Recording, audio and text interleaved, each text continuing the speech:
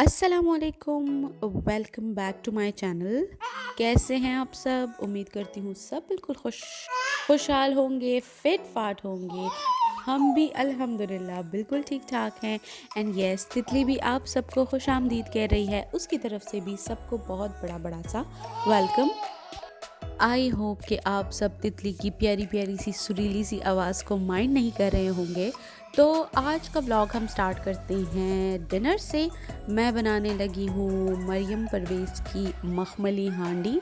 बस थोड़े बहुत से चेंजेस मैंने किए हैं और एज सच और कोई चेंज नहीं है, बाकी सारी उनकी रेसिपी है और अल्हम्दुलिल्लाह बहुत मज़ेदार रेसिपी है। मैं 1-2-3 बार पहले ट्राई कर चुकी हूँ। तो बात ही हुई ना कि इतना स्पेशल खाना इस वजह से बन रहा है कि हमें एक बहुत ही सरप्राइज़ मिला। एक बहुत ही ख़ास गेस्ट जो है वो एकदम से आ टपके, तो ये उन्हीं की फरमाइश पे मैं बना रही थी। जो मरियम परवेज़ की मखमली हांडी है उसमें तो उन्होंने बोनलेस चिकन यूज़ किया है, लेकिन यहाँ पे जो है मैंने होल चिकन यूज़ किया है।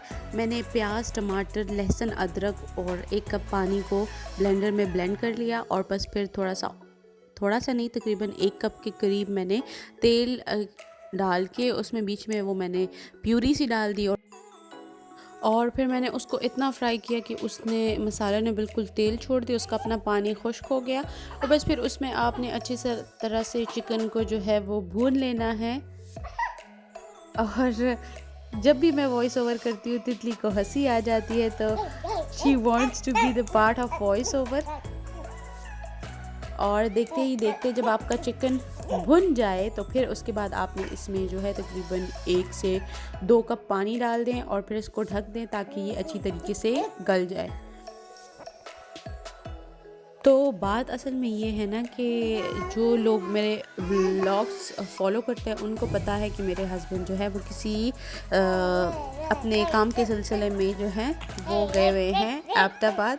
और तितली ने क्लैपिंग करना सीख ली है, तो बस क्लैप कर करके हम सबका दिमाग ख़राब करती रहती है, अपने हाथ भी दुखाती रहती है। तो हुआ ये कि तकरीबन 1 मंथ होने को आया है कि वो गए हुए हैं। तो मैं वैसे ही उनसे बात करी थी, तो मैंने उनको कहा कि चले आप चक्कर लगा लेना, वैसे भी वीकेंड है, ऑफ है, तो आ जाते तो अच्छा था ना। तो बस मैंने कह दिया और बस फिर उन्होंने टाल दिया कि नहीं मेरी एक्टिविटीज़ है, ये है वो है, तो मैं नहीं आ सकता। खैर, you have to wait for a week more ना। 1 हफ़्ते बाद जो है उनकी वैसे भी वापसी है, तो उन्होंने कहा मैं नहीं आ सकता। तो बस मैं भी फिर वो हो गई, मैंने कहा चलो नहीं आ सकते तो कोई बात नहीं। तो फिर इसमें जब वो हो जाए, इसका पानी थोड़ा सा खुश्क हो जाए, चिकन गल जाए, तो आपने काली मिर्च डाल देनी है, हरी मिर्च डालनी है और फिर उसको अच्छे से भून लेना है आपने। और बस फिर उसके बाद जो है आपने क्रीम डाल देनी है और बस फिर उसको 5 मिनट के लिए ढककर दम दे लेना है ताकि वो क्रीम अच्छे से उसमें मिक्स हो जाए। और बस फिर आपने जो है हरे धनिया से इसको गार्निश कर देना है और आपका जो ज़बरदस्त किस्म की मखमली हांडी जो है वो तैयार हो जाएगी। तो आखिरकार तितली को उसकी फूफो के हवाले करके मैं आ गई हूँ किचन में और यहाँ पे मैं वॉइस ओवर करने लगी हूँ, साथ में मैं खाना बना लूँगी। और तो सरप्राइज़ की बात करते हैं ना। सरप्राइज़ मैं आपको यही बता रही थी कि मेरे हस्बैंड जो है वो, मैं उनसे बात कर रही थी, वो कह रहे थे कि मैं नहीं आ सकता। और फिर असर का टाइम था, मैं उठी थी चाय बनाने के लिए, तो जब सामने देखा तो oh my god, he was standing right there, कंधे पे शोल्डर बैग डाला हुआ। लाइक वो बिल्कुल, मैं सीन आपको डिस्क्राइब नहीं कर सकती, but I was very very shocked and very surprised. और बहुत अच्छा सरप्राइज़ था, मुझे बहुत अच्छा लगा। और बस फिर तो 1 दिन के मेहमान थे, तो उनकी ही फरमाइश पे फिर खाना भी बना और साथ में जो है बस वो दिन बहुत अच्छा गुजर गया। और मज़े की बात आपको ये बताती हूँ कि चूँकि तितली अभी छोटी है और आहिस्ता आहिस्ता जो है मतलब वो समझदार हो रही है, तो जब उसके पापा आए तो वो उसने अपने बाबा को पहचानने से इनकार कर दिया। वो आगे से उसको उठाने की कर रहे थे और वो उनसे डर रही थी।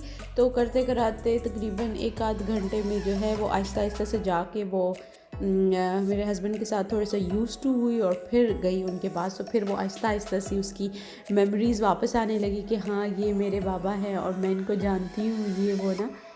बच्चे भी ना जहाँ के जाते हैं बस वहीं के हो जाते हैं, बस पुरानी सारी यादें उनसे भूल जाती हैं, यहाँ तक कि अपने माँ बाप को भी भूल जाते हैं। बस मैंने हांडी को धनिए से गार्निश किया और साथ में दोपहर को हमने माश की दाल बनाई थी तो वो मैंने साथ में गर्म कर ली और बाहर तंदूर से रोटियां मंगवाई थी और बस यही हमारा सिंपल सा डिनर था जो मैंने तैयार किया। दाल को मैंने जो है वो तड़का लगा दिया था क्योंकि इसमें मुझे ऑयल कम लग रहा था और बस फिर तेल गरम करके जो है मैंने ऊपर से जो है उसको तड़का लगा दिया। तो और थोड़ा बहुत मैंने नमक मिर्च भी तेज़ कर दी थी क्योंकि मेरे जो इन लॉज़ है वो बहुत कम नमक मिर्च खाते हैं तो मैं जब मुझे मौका मिलता है तो मैं उसको स्पाइस अप कर देती हूँ। और ये देखें हांडी जो है वो बिल्कुल रेडी है, गार्निश करें और फिर मैं आपको बताती हूँ इसका रिव्यू कैसा था। देखने में भी बहुत खूबसूरत थी और खाने में तो उससे भी ज़्यादा लजीज थी। चलिए मैं आपके साथ रिव्यू शेयर करती हूँ।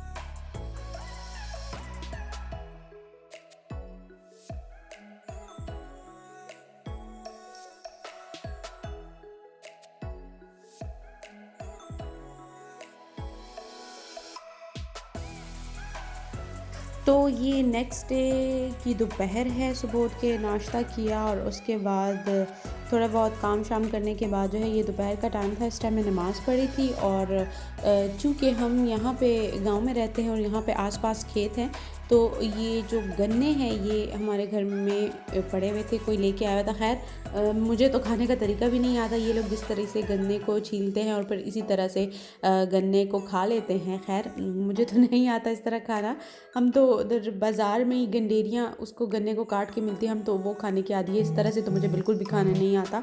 तो फिर असर के टाइम मैंने अपने हस्बैंड के लिए पुलाव बनाया और गाजर का हलवा हमने बनाया और बस फिर उनको मैंने लंच बॉक्स में पैक कर दिया और वो चले गए क्योंकि लेट हो रहे थे और उनको शाम से पहले उधर पहुंचना था। और फिर जो है ये नेक्स्ट डे का व्लॉग है। अभी सुबह मॉर्निंग हो रही है और मैं बनाने लगी हूँ चाय और नाश्ता। यहाँ पे कोई फौतगी हुई थी तो मेरी जो मदर इन लॉ है वो वहाँ गई हुई थी, मैं और मेरी नंद ही घर पे थे तो बस हम 2 लोगों का नाश्ता बनाना था। और ये गुड़ की चाय मैं बना रही हूँ। आपको तो पता ही होगा गाँव में ज़्यादातर लोग जो है वो गुड़ की चाय पीते हैं और चीनी के मुकाबले में इसका टेस्ट भी थोड़ा लाइट होता है, दिल पे बोझ नहीं करती और अच्छी होती है। तो बस वही मैंने पानी में गुड़ डाला, चीनी की बजाय पत्ती डाली, बॉईल किया और बस फिर उसमें मैंने दूध डाल दिया और अभी जो है इसको उबाला आ जाएगा और मैं इसका चूल्हा बंद कर दूँगी। और साथ में ही रोटी बनाने लगी हूँ। 2 लोग हैं, बस 2 रोटियाँ बनाऊँगी और बस फिर जो है साथ में अंडा बना के नाश्ता कर लेंगे। मेरे हस्बैंड की जैसे जॉब डिस्क्रिप्शन है उसमें आपको बहुत ओकेजनली एक दूसरे के साथ टाइम गुजारने को मिलता है। मतलब ये आपकी किस्मत बहुत अच्छी होती है कि आप लोग का ऐसा स्टेशन आ जाता है कि आप एक साथ रहते हैं, आप एक दूसरे के साथ वक्त गुजारते हैं एज़ कम्पेयर टू जो आम लोग कह लें या सिविल लोग कह लें, उनके लिए तो ये बहुत आम सी बात है। आपने एक ही जगह पे रहना है और उधर ही रहना है। तो एक साथ रहते रहते ऐसा होता है कि इंसान एक दूसरे की कदर करना भूल जाता है। वो वैल्यू कम हो जाती है जो वैल्यू आप डिज़र्व करते हैं या आपका पार्टनर डिज़र्व करता है, वो वैल्यू आप उनको नहीं दे पाते क्योंकि आप तो बस इसी तरह लगता है कि बस यही बंदा है। और जितनी चीज़ आपके पास होती है इंसान को कदर नहीं होती उसकी। लेकिन जब कोई चीज़ आपसे दूर हो जाती है या कोई बंदा जो आपके दिल के बहुत करीब है वो आपसे दूर हो जाता है, तब इंसान को कदर बहुत ज़्यादा हो जाती है। ये मैं सिर्फ सिविल लोगों की बात नहीं कर रही, मैं अपनी भी बात कर रही हूँ। जब हम एक साथ रह रहे थे सियालकोट में तो लाइक लड़ाई झगड़ा बहुत ज़्यादा हो जाता है, एक दूसरे को बस एक दूसरे को हर टाइम बंदा देखता रहता है ना, तो वो एक दूसरे की कदर नहीं होती, एक दूसरे के साथ लड़ना झगड़ना सब कुछ होता रहता है। लेकिन जैसे ही आपके बीच में थोड़ी सी दूरी आती है ना तो उस बंदे की कदर का आपको एहसास हो जाता है। मैं अपने हस्बैंड को कह रही थी ना, आप जाएँ आपको पता लगेगा कि आप हर टाइम कहते हैं ना कि तुम ऐसी हो वैसी हो, ये करती हो वो करती हो। अभी वो ये व्लॉग देख रहे हैं और दिल ही दिल में कह रहे होंगे कि इसको शर्म नहीं आ रही ये सबको बता रही है। लेकिन खैर मुझ में भी बहुत कमियां हैं, कोई भी परफेक्ट नहीं होता।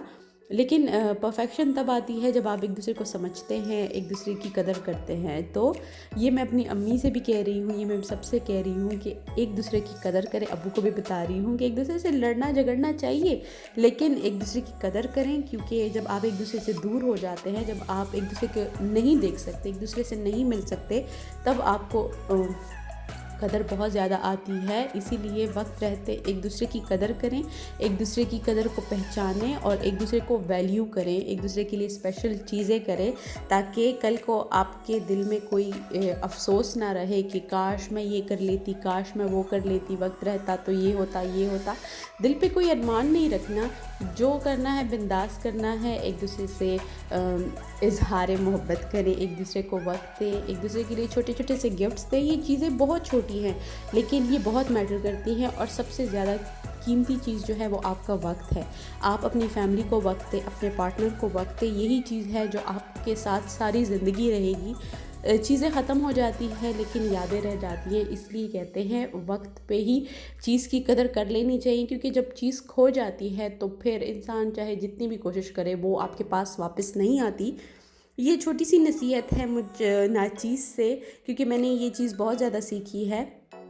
जितनी आपसे चीज़ आपके पास होती है आप उसको कदर नहीं करते, जब दूर हो जाती है तो बहुत कदर होती है। इसलिए वक्त रहते अपने प्यारों का ख़याल रखें, अपने प्यारों की कदर करें, क्योंकि ज़िंदगी बहुत बेरहम चीज़ है। चलें, नसीहतों का सेशन जो है हम उसको एंड करते हैं, और देखते ही देखते मेरा नाश्ता भी रेडी हो गया है। उम्मीद करती हूँ आपको आज का व्लॉग अच्छा लगा होगा, मेरी नसीहतें बुरी नहीं लगी होंगी। इसको अपने जहन में रखें और इम्प्लीमेंट करें, और इजाज़त दें अगले व्लॉग तक के लिए। खुश रखें, दूसरों को भी खुश रखें और हमें दुआओं में याद रखें। और अगले व्लॉग तक के लिए खुदा हाफिज़, अल्लाह पामान। और अगर अभी तक आप देख रहे हैं तो don't forget to like, comment, share and subscribe. Bye bye.